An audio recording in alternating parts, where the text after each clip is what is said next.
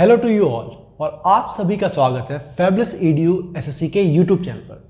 दोस्तों हम लोग अपनी जो क्लासेस कर रहे हैं संख्या पद्धति की, आज वो तीसरी क्लास है। और आप लोगों ने जैसा कि हमने 2 क्लासों में सीखा कि कैसे कैसे हम संख्याओं को वर्गीकरण करते हैं, कैसे उनका क्लासिफिकेशन किया जाता है, कैसे उनको बांटा जाता है।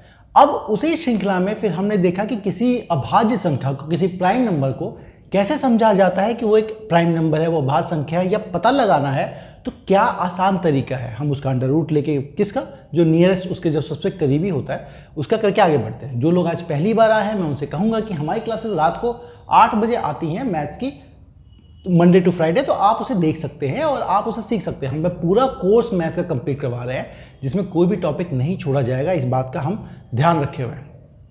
तो आप सबको क्या करना है, आप सबको ध्यान देना है कि हम टॉपिक करते रहें, प्लस आपको एक टेस्ट सीरीज फॉलो करनी है, एक प्रैक्टिस सेट लगाते रहना है। साथ में आपको किसी बुक से और भी क्वेश्चंस करने हैं, हर टाइप के क्वेश्चंस हम करवा देंगे।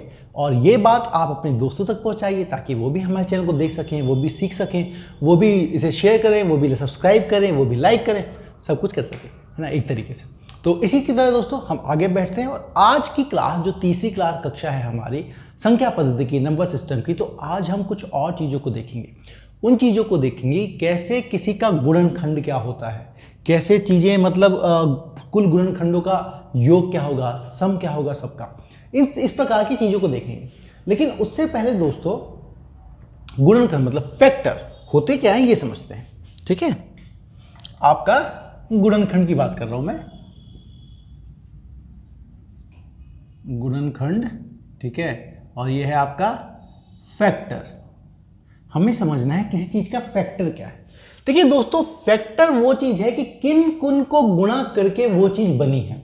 आप ही समझे, मतलब कौन कौन सी चीजों का मल्टीप्लिकेशन के बाद वो चीज पूरा फॉर्म हुई है, उसी को आप लोग गुणनखंड कहते हैं। जैसे मैं आप लोगों को एग्जांपल लेता हूं। जैसे मान लीजिए हमारे पास है 56, ठीक है, हमारे पास अंक है 56। अब इस 56 नंबर के देखना है कि किस किस से चीजें मिला है। तो जैसे एक बहुत आसान तरीका होता है, वही जो हम एलसीएम में करते हैं, डिवाइड करके देखते हैं कितना से बना है। ठीक है, तो आप 2 से करेंगे। अच्छा, ये वो सारी संख्याएं आपको अभाज्य संख्या लेनी है, प्राइम नंबर लेना है। कोशिश कीजिएगा कि शुरुआत सबसे छोटी से करें, ठीक है ना। सारी की सारी ये आपकी प्राइम नंबर होने चाहिए, सारे के सारे अभाज्य संख्याएं होती हैं। तो ये हुआ आपका 28, ठीक है। फिर आप इसे 2 से करेंगे, फिर ये होगा आपका 14, फिर 2 से करेंगे, फिर होगा आपका 7, और 7 जाएगा, 7 से आ गया 1, आ गया 1। मतलब दोस्तों 56 किससे बना है? 56 बना है 2, 2, 2 और 7। इसको लिखने का तरीका ये भी है दोस्तों, 2 गुना 2 गुना 2 गुना 7, ठीक है। देख ली 56 ही आएगा आपका। 2 2 जा 4, 4 2 जा 8, 8 7 जा 56, है ना। और चूंकि 3 बार 2 आया है तो हम इसको ये भी लिखेंगे 2 की पावर 3 इंटू में आपका 7। 3 बार 2 आया है तो 2 की पावर 3 इंटू में आपका 7। चलिए, है ना, हाँ, 2 की पावर 3 इंटू में 7। तो आप कहेंगे कि ये सारे इसके 56 के फैक्टर हैं, ये सारे आपस में गुणा होके, मल्टीप्लाई होके ये है। इसीलिए कहते हैं गुणनखंड, है ना। कौन कौन से खंडों से गुणा होके ये चीज बनी हुई है, कौन कौन से फैक्टर, इंग्लिश में बोलते हैं फैक्टर। 2 इसका फैक्टर है, 2 इसका फैक्टर है, 7 फैक्टर है इसका, 5 फैक्टर है क्या, 5 गुणनखंड है नहीं, 56 का 5 गुणनखंड नहीं। तो ऐसे ही आप एक अलग चीज का निकालिए। आप ऐसा कीजिए, 48 का बताइए तो, है ना, 48 का आप लोग बताइए। मैं बताता हूं, इसका होगा आपका 2 की पावर 4 इंटू में 3। आप चेक कर लीजिए यही आता है क्या, है ना। आप इसको चेक कर लीजिए कि यही आता है क्या, क्योंकि मैंने आपको बता दिया कि इसका उत्तर है ये। आप लोग प्लीज अपनी कॉपी पे सब इसको कीजिए और चेक कीजिए। अब आपका दोस्तों इन गुणनखंडों से जो सवाल बनते हैं, जो जिस तरह के बनते हैं, वो मैं आपको एक एक लिखता हूं और बताता हूं। लेकिन मैं क्या करता हूं, एक उदाहरण ले लेता हूं 24 का। 24 से लेके हर तरह के सवाल को समझाता हूं, फिर क्या है, हर एक तरह के सवाल को मैं लिख दिया करूंगा, पहले समझाऊंगा, फिर लिख दिया करूंगा, फिर क्या क्या बना ये चीज हम समझते हैं। अच्छे से समझिएगा, कोई दिक्कत किसी प्रकार की आपको छू भी नहीं पाएगी, ठीक है। गुणनखंड तो आप समझ गए। देखिए, है ना। तो अब देखिए, मैं एक उदाहरण लेता हूं। उदाहरण लिया मैंने दोस्तों 24, ठीक है। और 24 के गुणनखंड होंगे क्या, आप लोग बताइए। 24 के गुणनखंड होंगे दोस्तों 2 की पावर 3 इंटू में 3, ठीक है। 2 की पावर 3 इंटू में 3। अब जितने प्रकार के सवाल इनसे बनेंगे, मैं हर प्रकार का सवाल एक एक करके आपको समझाते चलता हूं, जिससे आपको अच्छे से समझ में आता है। पहला प्रश्न जो वो आपसे पूछ सकता है वो ये है कि कुल अभाज्य गुणनखंडों की संख्या बताओ। क्या है, कुल अभाज्य गुणनखंडों की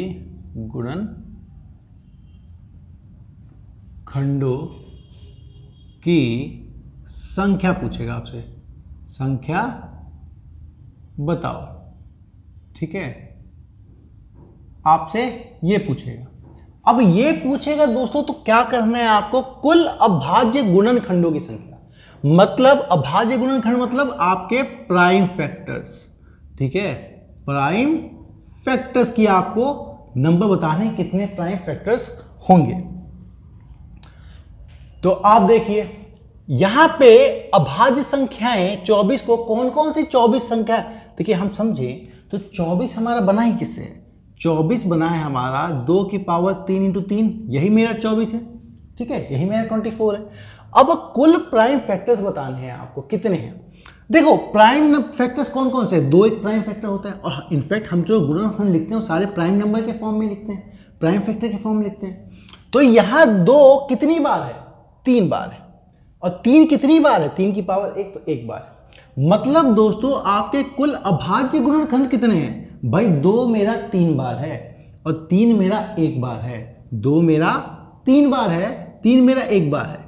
तो 2 वाले कितने गुणनखंड होंगे दोस्तों, 3, और 1 वाला 3 वाला कितना गुणनखंड होंगे दोस्तों, 1। तो कुल अभाज्य गुणनखंडों की संख्या होगी दोस्तों आपकी 4, है ना। ये सारे के सारे अभाज्य गुणनखंड है भाई, 2 3 बार है तो 3 बार आया ना, तो कुल 3 बनेंगे ना आपके, और ये ठीक है।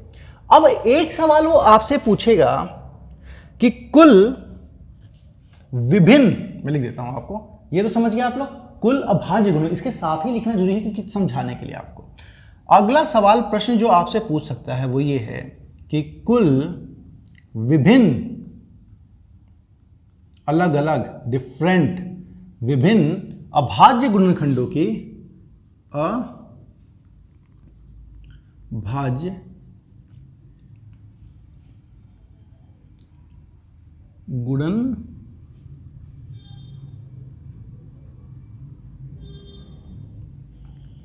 गुणनखंडों की संख्या, ठीक है। अब देखिए, अब आपसे पूछ रहा है कि सारे के सारे अलग होने चाहिए, एक ही नहीं।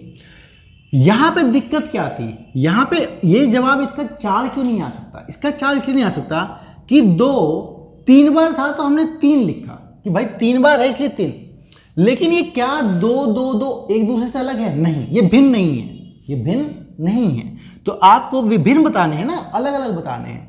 तो एक बार बताओ, एक बार तो मेरा 2 बन जाएगा और 3 मेरा एक 3 बन जाएगा, तो कितने हो गए दोस्तों, 2। आपको इस फॉर्म में क्या करना है, इस जवाब में जितना दे रखा है कि 2 एक बार, 2 है, 3 है, अगर 5 होता तो 5 भी एक बार, जितने आपके नीचे वाले नंबर हैं, जितने आपके नीचे वाली संख्याएं हैं, उन संख्याओं को आपको बता देना है। एक संख्या ये, एक संख्या ये, कुल 2 संख्याएं हो गई, ठीक है। तो कुल विभिन्न अभाज्य मतलब डिफरेंट प्राइम फैक्टर्स, सेम नहीं, सेम तो यहां पे 2 3 बार था तो 3 बार सेम आ गया 2, है ना, एक बार 1 आ गया। लेकिन अब आपसे पूछा अलग अलग, तो अलग क्या है भाई, 2 एक बार, तीनों 2 को एक ही मानोगे ना, क्योंकि अलग अलग पूछा है, तो 2 तो 3 2 है तो कोई वो नहीं है, एक ही बार मानेंगे, तो एक बार 2 होगा, एक बार 3 होगा, कितने हो गए हमारे, 2 हो गए।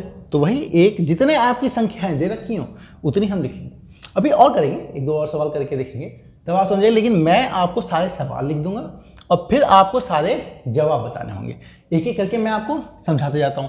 तो ठीक है, 24 से हमने समझ लिया कि कुल अभाज्य गुणनखंड अगर आपसे बोला गया होगा तो कैसे निकालना है, बस उसकी पावर देखनी है और वो कर देना है। अब ये तो दोस्तों देखो कुल अभाज्य थे, अभी कुल गुणनखंड बाकी हैं, है ना, कुल गुणनखंड बाकी हैं। अब समझते हैं, एक सवाल क्या पूछेगा आपको, ये तो अभाज्य हो गए, अब बताओ कि कुल गुणन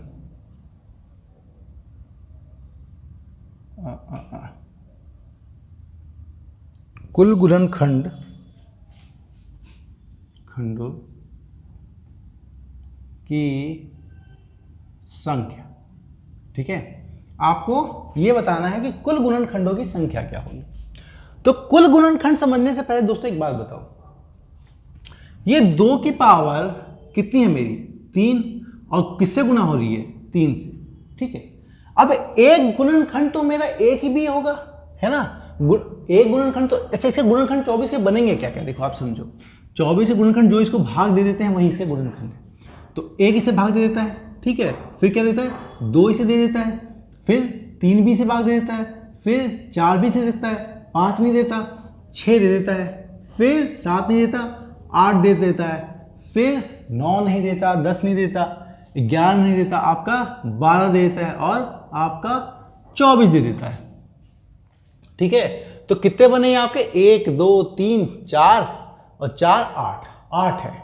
लेकिन 8 को समझने से पहले आप एक बात समझिए कि 2 एक आया कैसे होगा, एक गुणनखंड हुआ कैसे होगा। तो इसके लिए मेरा क्या क्या 2 की कितनी मान हो सकता है, मैंने देखो क्या किया होगा, 4 बनाने के लिए क्या किया होगा, एक बार मैंने 2 लिया होगा, 2 बार 2 ले लिया होगा। 3 बनाने के लिए क्या किया होगा, इनको छोड़ दिया होगा, सिर्फ 3 ले लिया होगा। 6 बनाने के लिए क्या किया होगा, एक बार 3 लिया होगा, एक बार 2 लिया होगा। 8 बनाने के लिए क्या किया होगा, सिर्फ इसको ले लिया होगा। 12 बनाने के लिए क्या किया होगा, मैंने 3 लिया होगा, 3 चौके 12, और यहां से 4 ले लिया होगा। मतलब हम किस तरीके से इन्हीं संख्याओं को ले सकते हैं, उससे निर्णय लिया जाता है कि कितने कौन कौन से इसके बनेंगे। ठीक है, तो आप एक बात समझिए, 2 की पावर 0 ले सकते हो, ले सकते हैं। 2 की पावर 1 ले सकते हैं, ले सकते हैं। 2 की पावर 2 ले सकते हैं, ले सकते हैं, 3 तक है ना। और 2 की पावर कितने ले सकते हैं, 3 ले सकते हैं। तो यहां तो 2 की संख्या 2 की पावर 0 ले लो इसमें से, या फिर आप 1 भी ले सकते हो, 2 भी ले सकते हो, 3 भी ले सकते हो। अच्छा, 3 वाला कितने प्रकार से हम ले सकते हैं, 3 वाला ले सकते हैं कि 3 की पावर एक बार 0 हो सकती है और 3 की पावर एक बार 1 हो सकती है। ठीक है दोस्तों, 3 की पावर एक बार 0 हो सकती है, 3 की पावर एक बार 1 हो सकती है। तो आप यूं समझिए कि कितने प्रकार से आप 2 को ले सकते हैं। भाई हम यहाँ पे 2 को ले सकते हैं 4 प्रकार से, और 3 की अलग अलग विभिन्न पावर कितनी प्रकार से ले सकते हैं भाई, 2 प्रकार से। तो कुल गुणनखंडों की संख्या क्या होगी, इन दोनों को गुना कर दीजिए, 4 दूनी 8, देखो 8 निकल रहा है। तो हम बार बार कैलकुलेट करके नहीं देखेंगे ना, हम लोग तो आसान तरीके से निकालेंगे। तो ये तो मैं आपको समझा रहा था कि गुणनखंड मतलब कौन कौन से मिलके बने हैं। तो 2 की पावर 0 भी हो सकती है, 2 की पावर 1 से लेकर 0 से 3 तक हो सकती है, और 3 की पावर 0 से ही।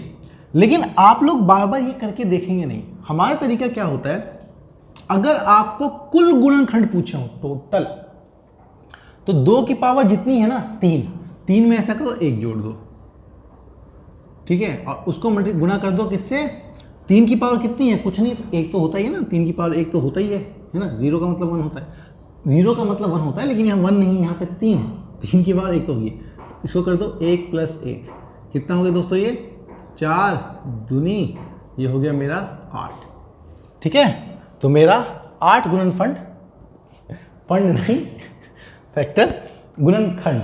ठीक है, तो कुल गुणनखंडों की संख्या निकालने के लिए क्या करेंगे हम लोग, जितने भी हमारे अब नीचे वाले संख्याओं की जितनी भी पावर है, जितनी भी पावर दे रखी है, उसमें 1 जोड़ जोड़ के आपस में सबको गुणा कर दो। ठीक है, और मैंने आप लोगों को निकाल के बता दिया, देखो अलग अलग विभिन्न प्रकार के 8 आए, देखो फॉर्मूले से भी हमारे 8 आ जाएंगे। इसके बाद वो पूछता है कि सभी गुणनखंडों के योग, ठीक है, कुल गुणनखंडों की, हाँ ये रुको, कुल गुणनखंडों का योग बताओ। अब योग समझो, योग मतलब सम। आपको बताना है सम ऑफ ऑल फैक्टर्स, ठीक है, सम ऑफ ऑल फैक्टर्स। कुल गुणनखंडों का योग बताओ। इसमें क्या समझना है दोस्तों, अब हम लोग सब इसको करके जोड़ेंगे तो है नहीं, ये तो मैंने आपको फैक्टर बताने के लिए रखे थे कि ये कर सकता है ना, पर हम इसे बार बार जोड़ेंगे तो नहीं। लेकिन एक बात हमने समझी थी, एक बात क्या हमने समझी थी कि 2 की पावर 3 गुना 3, इसमें 2 कितने प्रकार से लिया जा सकता है, इसमें 2 4 प्रकार से लिया जा सकता है। कैसे? 2 की पावर 2 हो, 0 हो, 2 की पावर 1 हो, 2 की पावर 2 हो और 2 की पावर आपकी 3 हो, 4 प्रकार से लिया जा सकता है। 3 कितने प्रकार से लिया जाता है? 3 2 प्रकार से लिया जाता है। कैसे? 3 की पावर 0 हो और 3 की पावर 1 हो, इतने प्रकार से ही लिया जा सकता है। तो चलिए लेते हैं। आपका ये 4 प्रकार से ये, 2 प्रकार से ये। तो आपको समझना ये है कि अगर मुझे सम चाहिए तो आप क्या करो, जितने प्रकार से लेता हूं सबको जोड़ दो, उन सबको जोड़ दो और गुणा कर दो, ठीक है, ये आपका आ जाएगा उत्तर। क्यों भाई? 2 की पावर 0 लिया होगा एक बार तुमने, 3 की पावर 0 लिया होगा, फिर एक बार क्या है समझाता हूं मैं आपको, क्योंकि आप कितने प्रकार से बनाए होंगे। अगर 2 की पावर, देखो मैं समझाता हूं आपको, अगर तुमने 2 की पावर 0 लिया होगा तो या तो तुमने 3 की पावर 0 लिया होगा या फिर तुमने 2 की पावर 0 के साथ 3 की पावर 1 लिया होगा, ठीक है। नहीं तो अगर या तो हमने 2 की पावर 1 लिया होगा तो 3 की पावर 0 लिया होगा और 2 की पावर 1 के साथ आपने 3 की पावर 1 लिया होगा, है ना। अलग अलग जो गुणनखंड कर रहे हो तो जो उसमें पावर है उसमें से कुछ लोगे, है ना, बनाने देकर।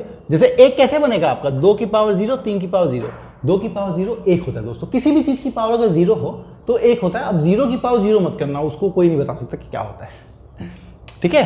तो 2 की पावर 0 आपका 1 होता है, 3 की पावर 0 भी आपका 1 होता है। ये क्या हुआ? 2 की पावर 0 1 इंटू में 3, तो देखो 1 हो गया, 3 हो गया, यहाँ से आपका 2 हो जाएगा। इस तरीके से चीज़ें आप इसी तरह से ये निकालते हो, मैं बताना ये चाहता था। तो इन सबको क्या, जितने देखो हमने 2 की पावर 0 भी ले सकते हैं, 2 की पावर 1 भी ले सकते हैं। देखो 2 की पावर 0 भी हो रहा है और 2 की पावर इससे भी हो रहा है। ऐसे ही 2 की पावर 1 इससे भी होगा, 2 की पावर 1 इससे भी गुणा होगा। तो आप क्या करेंगे, सबको करने की बजाय जब भी आपसे कुल गुणनखंडों का योग पूछे तो आप क्या करेंगे, जहां तक उसकी पावर 0 से लेकर जाती है उन सबको आप गुणा कर लेंगे, है ना। तो कीजिए, 2 की पावर 0 क्या होता है दोस्तों? 1, 2 की पावर 1 2, 2 की पावर 2 4, 2 की पावर 3 8 और ये गुणा होगा आपका 3 की पावर 1 1 प्लस 3, ठीक है। ये कितना बना दोस्तों? 7 15, ठीक है। तो ये हुआ आपका 15 गुणा में 4 मतलब 60। आप इन सबको जोड़ लीजिए, आपका 60 बनेगा। देखिए 24 20 44 50 50 और ये 60 बन गया, है ना। ये मैंने आपको रख के भी दिखा रखा है कि बन जाएगा आराम से, कोई घबराने वाली बात नहीं है, आसानी से आपका हल हो जाएगा। तरीका आप समझ गए। तो अगर कभी भी गुणनखंडों का योग पूछे तो कुछ नहीं करना, उनकी पावर 0 से लेके आगे तक जाइए और 3 की पावर भी 0 1 से जाइए और सबको गुणा कर दीजिए, बस आपका वहीं पे उत्तर आ जाएगा, ठीक है। अब ये हो गया। अब पूछेगा वो, अब आपसे वो एक और चीज पूछ सकता है, हाँ, वो आपसे पूछेगा कि सम गुणनखंडों की संख्या, ठीक है, सम गुणनखंडों की संख्या बताइए। अब समझना दोस्तों, सम नंबर कोई होता है, सम क्या संख्या क्या होता है? Even number. आपको इवन फैक्टर्स बताने हैं सारे के सारे। तो इवन फैक्टर वही फैक्टर होते हैं जिसमें 2 तो हो ही हो, बाकी कुछ और हो या ना हो, लेकिन एक कम से कम 2 तो होना ही चाहिए। समझ गए आप लोग? बिल्कुल समझदार हो ही आप, समझदार रहो। तो हमें 24 पता है ना, ये सब 24 का कर रहे हैं, सब कुछ 24 का ही कर रहे हैं, किसी और को मत जाना। 24 पता है कि 24 क्या होता है? 2 की पावर 3 इंटू में 3। अब हमें जितने भी फैक्टर बताने हैं दोस्तों, सब बताने, मतलब एक नहीं हो सकता, नहीं, क्योंकि एक में 2 नहीं है, ये विषम है, 3 भी विषम है, ठीक है। इसको छोड़ के आपके सारे के सारे सम सब 2 से भागोगे, मतलब मेरा कम से कम 1 2 तो होना चाहिए। जहां पे 2 नहीं है, देखो 1 में 2 नहीं होता, 3 में भी 2 नहीं होता, 2 में 2 होता है, 4 में 2 होता है, 6 में 2 होता है, 8 में 2 होता है, 12 में 2 होता है, 24 में भी 2 होता है। तो मुझे कम से कम 1 2 तो चाहिए। तो ऐसा करो, इसमें से 1 2 पहले ही निकाल लो, ठीक है। 1 2 आप लोग खुद ही पहले निकाल लो। निकाल लिया, अब क्या अंदर बाकी बचा आपका 2 की पावर 2 और गुना में आपका 3, ठीक है। इसका मतलब क्या हुआ? इसका मतलब ये हुआ कि 2 की पावर आपने 1 निकाल ली। अब ये 2 तो मेरा सुरक्षित है, इसको अगर मैं रखूं और बाकी सबके गुणनखंड निकाल दूं, क्योंकि भाई ये मेरा 2 सबको बना देगा सम। अगर ये 2 मैंने बाहर निकाल दिया तो ये जिससे भी गुणा होगा उसको बना देगा सम। तो मुझे क्या करना है, बस इसके गुणनखंड बताने हैं अब, क्योंकि जिसके जो भी इसका गुणनखंड हो वो 2 से गुणा होकर उसे सम तो बना ही देगा। तो इस 2 को भूल जाओ, ठीक है, इस 2 को आप भूल जाओ, इसके गुणनखंड बता दो। तो हमने क्या कहा था, कभी इस चीज के कुल गुणनखंड बताने हो तो क्या करना होगा, 2 की पावर 2 है, 2 की पावर 2, तो मैं क्या करूंगा 1 जोड़ दूंगा, 3 में 2 में 1 जोड़ा, ऐसे लिख देता हूं 2 + 1 गुना इधर, अरे 3 + 1 नहीं, इसकी पावर है 1, तो 1 + 1, ठीक है। तो कितना हुआ दोस्तों, 3 गुना में 2, इसका मतलब 6। देखो यहां पे 6 ऐसे होंगे जिनका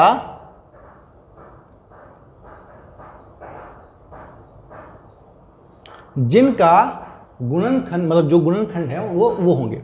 जो कुल 8 थे, तो देखो कुल 8 में से 1 और 2 तो नहीं है सम, बाकी सब 6 के 6 सम है, तो आपका आराम से आ गया सम, ठीक है। ये आपका सम गुणनखंडों का कुल संख्या आ गई।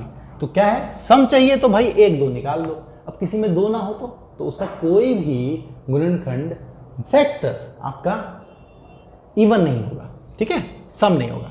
समझ गए आप लोग? तो जब भी आपको सम बोले निकाल दो। इनफैक्ट सिर्फ सम की बात नहीं है, आपको ये कहे कि सबके सब गुणक हो, मतलब मल्टीपल हो 6 के 8 के किसी के, तो आप क्या करो, जिसके मल्टीपल बनाना हो उस चीज को बाहर निकाल दो और उसको भूल जाओ, बाकी के निकाल दो, आ जाएगा। एक सवाल करूंगा उसका भी, है ना, उसको भी तो समझ में आ जाएगा। सम हो गया, अब विषम पे आते हैं। ये विषम होता है कि विषम होता है, यही दिक्कत है मुझे। ये शायद विषम होता है, सम विषम, ठीक है। विषम मतलब दोस्तों ऑड।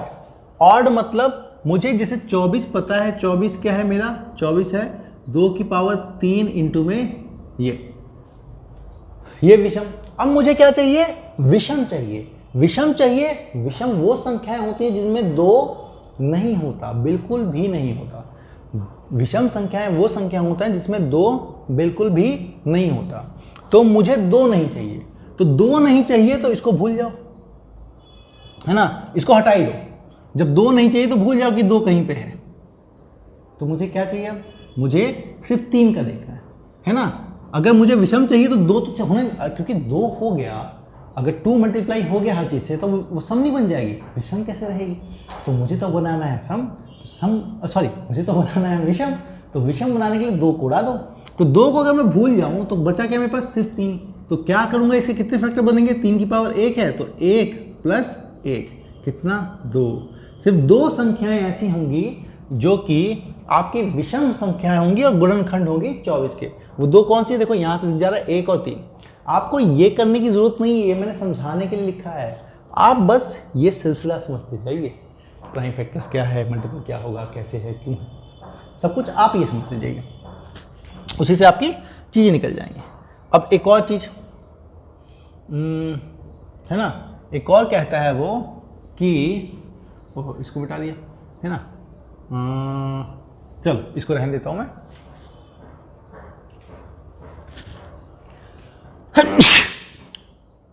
सॉरी दोस्तों,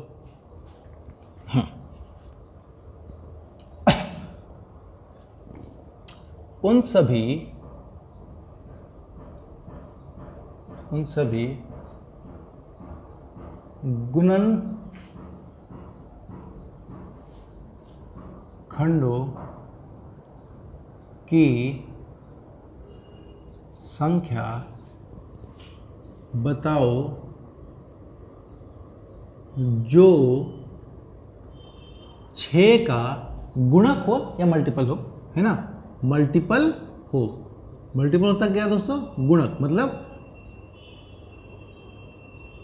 मतलब उसमें 6 होना चाहिए। जैसे आपका 6 में 6 है, 24 में 6 है, 12 में 6 है, वो चाहिए। फिर क्या करेंगे, हमें देखना पड़ेगा 24 बनता किससे है। 24 बनता है दोस्तों हमारा 2 की पावर 3 इंटू में 3 से। तो मुझे 6 चाहिए। अब 6 बनता कैसे है? 6 मेरा बनता है दोस्तों 2 गुणा 3 से। इसका मतलब 1 2 और 1 3 तो होना ही होना चाहिए। 1 2 और 1 3 तो होना चाहिए। तो मुझे 1 2 1 3 तो हटाना पड़ेगा। अगर मैं 1 2 को हटा दूं और 1 3 को हटा दूं तो मेरा 6 बन गया, बिल्कुल बन गया। तो यहाँ फिर ये मेरा बचा क्या, ये समझिए, ये बचा क्या? बचा 2 में से 3 में से 2 1 चला गया, तो बचा मेरा 2 की पावर 2, और 3 अगर पूरा निकल गया तो कुछ और बचा ही नहीं। ठीक है, कुछ और बचा नहीं। तो ये तो मेरा बन जाता है 6, और मेरा 6 तो होना ही चाहिए अगर मल्टीपल बनाना है। तो ये वैसी बात होगी, अगर विषम सम बनाना है आपको तो 2 तो होना ही चाहिए। तो 6 का मल्टीपल बनाना है आपको। और वैसे भी जो सम संख्याएं होती हैं, जो इवन संख्याएं होती क्या है? 2 के मल्टीपल ही तो होती हैं। तो आपको 6 का मल्टीपल बनाना है, मतलब 6 तो होना ही चाहिए। तो मैंने 6 तो निकाल लिया जी, इसको रख दिया सुरक्षित। अब इसको रख दिया सुरक्षित, तो अब ये जिससे भी गुणा होगा वो बन जाएगा तुम्हारा 6 का मल्टीपल। तो मुझे बस अब इसके फैक्टर देखने हैं, इसके फैक्टर नहीं देखने हैं, इसको भूल जाओ। 6 तो आ गया मेरा, वो तो होना ही होना है। इसके फैक्टर देखने हैं। तो 2 की पावर है 2, तो यहाँ क्या फैक्टर बनेगा? 2 प्लस 1, मतलब 3 संख्याएं ऐसी होंगी जो इसका 24 का गुणनखंड होंगी और वो 6 का मल्टीपल होंगी। 3 संख्याएं कौन सी दोस्तों? देखो, एक 6 है, एक 12 है, एक 24 है। हो गया? तो मैं क्या करता हूं, अब मैं आप लोगों के लिए एक सवाल लिखता हूं। ठीक है, आप सब चीज सीख गए, एक बार रिवाइज कर लीजिए, कॉपी में आपने नोट्स बनाए हैं, अच्छे से समझ लीजिए। मैं आपको सवाल लिखता हूं और जितने सवाल बनते हैं मैं सब लिख देता हूं। आप सबको उन सारे सवालों का जवाब देना है सही सही। ठीक है, मैं आपके साथ करके दिखाऊंगा, अच्छे से बताऊंगा, लेकिन आपको भी उन सब सवालों का जवाब देना है, वो भी बिल्कुल सटीक तरीके से, सही सही। चल, ये हो गया ना? हाँ, सवाल लिखूंगा। अच्छा, ये आपको क्लियरली दिख रहा है, नहीं दिख रहा है यार? तो नहीं, भूल गया मैं। हाँ हाँ, बिल्कुल क्लियर है यार, कोई दिक्कत नहीं है किसी प्रकार की।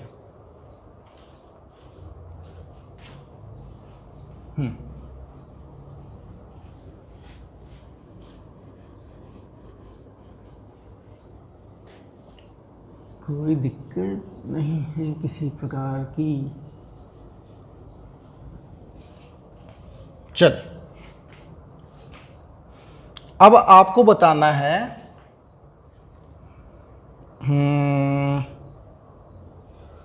संख्या लेता हूं 120।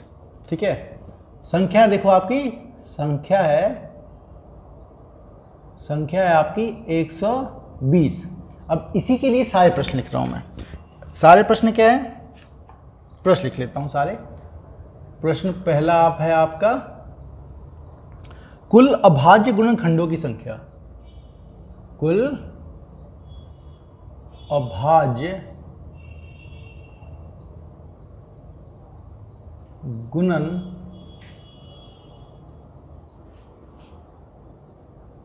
की संख्या। ठीक है, आपको ये सब बताना है।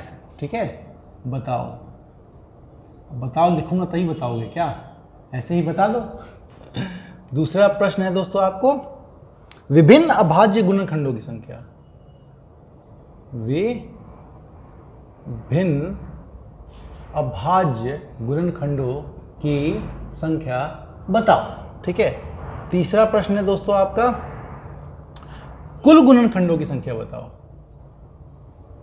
कुल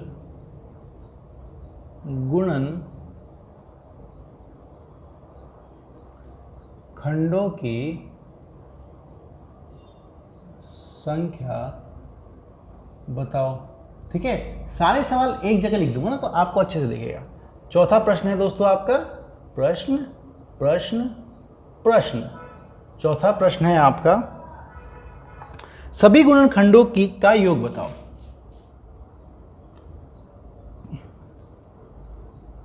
सभी गुणनखंडों का योग बताओ। और पांचवा प्रश्न है आपका, पांचवा प्रश्न होता है समगुणनखंडों की संख्या बताओ। समगुणनखंडों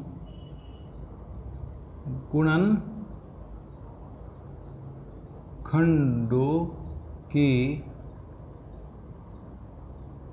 संख्या बताओ। ठीक है। और आपका छठा प्रश्न है विषम गुणनखंडों की संख्या बताओ। विषम गुणनखंडों की संख्या बताओ। और आपका सातवां प्रश्न है उन सभी गुणनखंडों की संख्या बताओ। अच्छा 120 है ना, चलो। उन सभी गुणनखंडों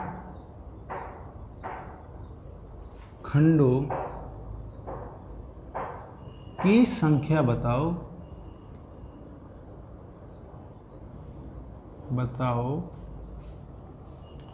जो 15 के मल्टीपल हैं।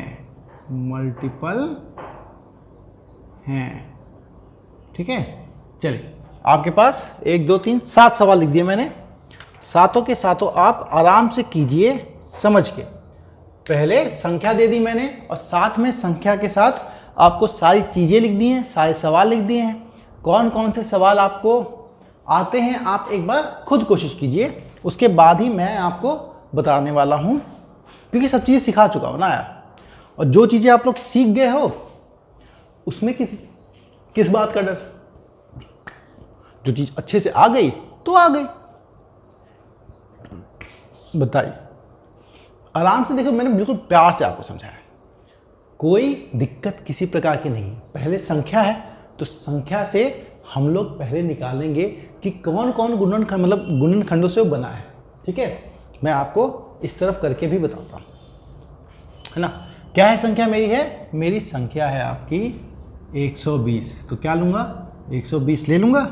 और 2 से गया तो 60, फिर 2 से गया तो 30, फिर 2 से गया तो 15, फिर 2 से नहीं जाएगा, अब 3 से गया तो 5, और 5 तो मेरा 5 से जाएगा। ठीक है, इसका मतलब मेरा 120 बनता किससे है? इसका मतलब मैं वही लिख देता हूँ, 1 2 3, 3 बार 2 है, 1 बार 3 है, 1 बार वो 5। ठीक है, तो मेरा 120 बनने का मतलब है, 120 का मतलब है 3 बार 2, मतलब 2 की पावर 3 आ गई। चलो, और 3 की पावर 1 आ गई। चलो ये भी ठीक है, और 5 की पावर भी 1 आ गई। ये है मेरा 120। बन गया? ये बन गया ना। आधा सवाल तो यहीं खत्म हो जाता है। जैसे ही आप लोग वो बता देते हैं, बिल्कुल सही पग पे आप लोग पहुंच चुके होते हैं, बिल्कुल सही डगर पा चुके होते हैं। ठीक है, आपका आ गया 120, 2 की पावर 3, 1 की पावर। अब क्या, कुल अभाज्य गुणनखंडों की संख्या बताओ। कुल अभाज्य गुणनखंड बताने हैं दोस्तों, तो मैं क्या करूंगा, है ना, इसको थोड़ा इधर लिखता हूं यार, ताकि अच्छे समझ में आए। कुछ ज़्यादा ही कोने में चला गया, है ना, मुझे समझाना इधर है तो इधर लिखता हूँ। 120 का मतलब है आपका 2 की पावर 3 इंटू में 3 इंटू में 5, और इन सब की पावर 1 1 है। जब कुछ पावर नहीं है तो पावर 1 1 है, जब लिखा नहीं है तो कुल अभाज्य, अभाज्य मतलब जो डिवाइड ना हो, है ना, प्राइम नंबर। यहाँ प्राइम नंबर कितने हैं सर? एक 2 है, एक 3 है, एक 5 है। लेकिन 2 कितनी बार है? 3 बार है।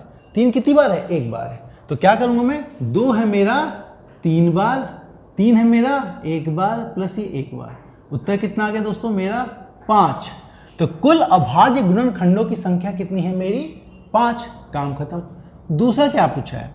दूसरा पूछा है कि विभिन्न, सारे के सारे अलग अलग होने चाहिए। तो सारे के सारे अलग अलग करने हैं, तो देखो 2 3 बार लिखा था ना, पर छोड़ो ये गिन लो। 1 2 है मेरा, 1 3 है मेरा, 1 5 है मेरा। तो कितना? 1 2 3 कितने हुए मेरे? 1 + 1 + 1, इसका मतलब 3 है। वैसे तो देख के बता दो, 1 + 1 आपको लिखने को समझाया और कुछ नहीं है। 1 3 है तो 3 लिख दो। ठीक है, अब क्या, कुल गुणनखंडों की संख्या बताओ। संख्या कैसे बताएंगे दोस्तों? संख्या बताने के लिए मैंने क्या कहा था, जो भी इनकी पावर है उसमें एक जोड़ दो। 3 की पावर ये है ना, तो 2 की पावर 3 है ना, 3 को 1 बना दो तो 3 प्लस 1 जोड़ दो, उसको गुना कर दो। इसकी पावर 1 है तो 1 प्लस 1, और उसकी पावर भी 1 है तो 1 प्लस 1, तो कुल गुणनखंड कितने हो गए, 4 दूनी 8, 8 दूने 16, तो 16 गुणनखंड है टोटल निकाल के दिखाने की जरूरत नहीं, बहुत लंबा पड़ जाएगा, वैसे कहीं मत करना, वैसे करने लग गए तो गया देते। तो अब आपको बताना है, चौथी सवाल है, सभी गुणनखंडों का योग बताओ।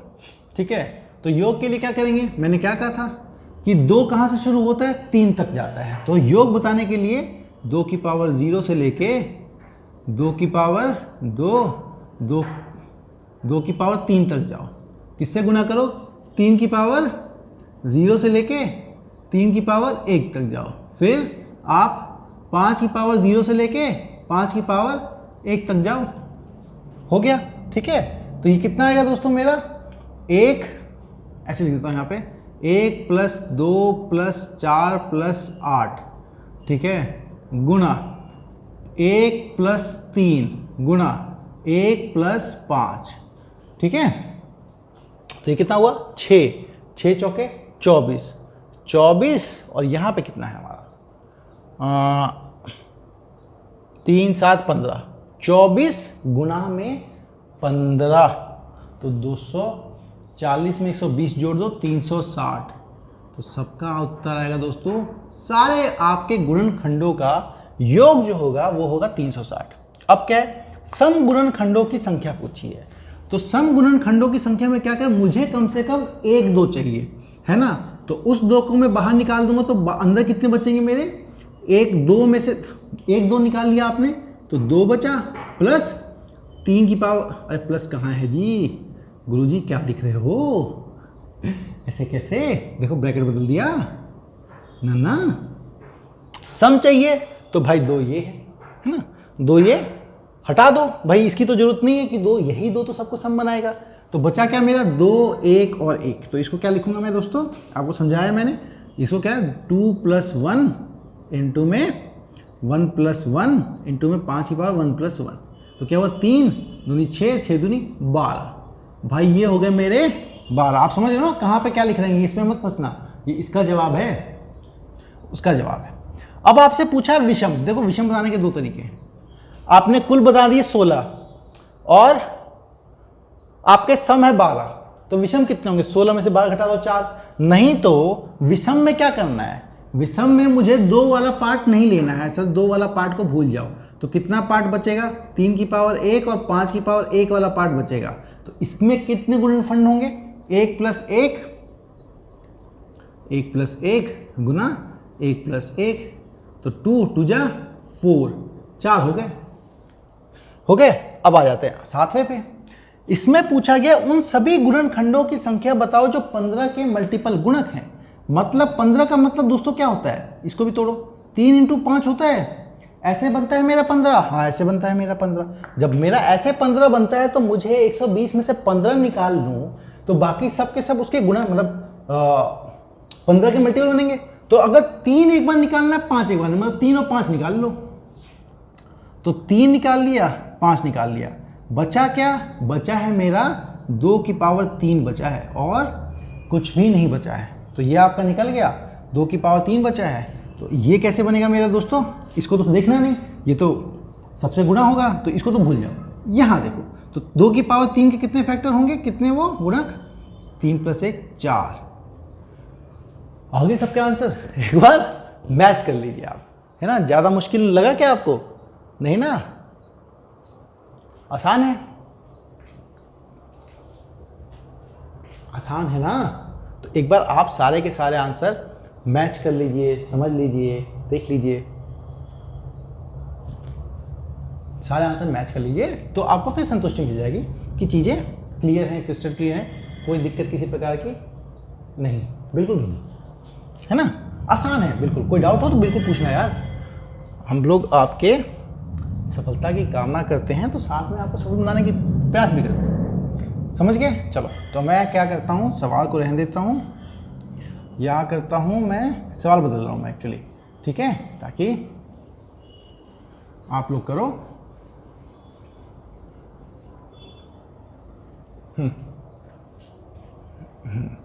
ठीक है, अब कर लिया तो सवाल जो आपके 4 के मल्टीपल हैं, बाकी सब तो वही। ठीक है, संख्या लिखनी है मैं तो लिख देता हूँ आपका 108।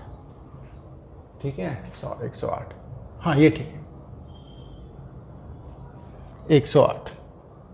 चलिए ये सवाल कीजिए, या ये सातों के सातों सवाल आप इसे निकाल सकते हैं। पहले इसके आप गुणनखंड बताएंगे, फैक्टर बताएंगे, उसको पावर में लिखेंगे, चीजें कर देंगे। ठीक है, तो इसको मैं आपको होमवर्क में देता हूं, आप लोग कमेंट करके बताएंगे किसका क्या उत्तर है और फिर देखेंगे क्या है। सातों के सातों आप सीक्वेंस वाइज बता दीजिए कि पहला, दूसरा, तीसरा, पहला सवाल का ये उत्तर, दूसरे सवाल का ये उत्तर, तीसरे सवाल का ये उत्तर, चौथे सवाल का। आज की क्लास यहीं पर समाप्त करते हैं। अगली क्लास में हम फिर से मिलेंगे और भी बहुत सारे कॉन्सेप्ट के साथ मिलेंगे और चीज़ों के साथ मिलूंगा ताकि समझाऊं। ये जो नंबर सिस्टम है ना, संख्या पद्धति, इसको सीखेंगे आराम से।